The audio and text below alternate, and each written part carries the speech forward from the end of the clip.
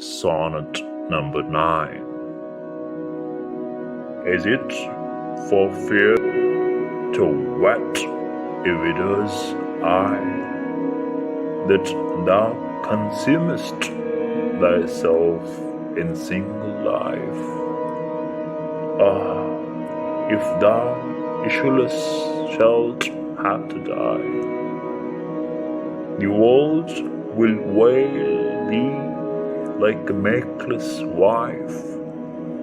The world will be thy widow and still weep that thou no form of thee hast left behind, when every private widow well may keep by children's eyes her husband's shape in mind.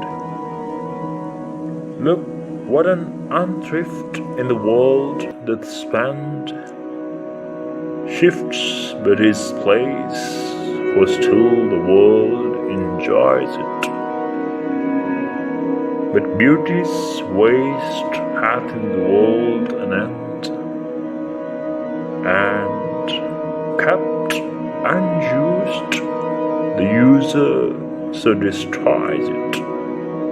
Nor love toward others in that bosom sits, that on himself such murderous shame commits.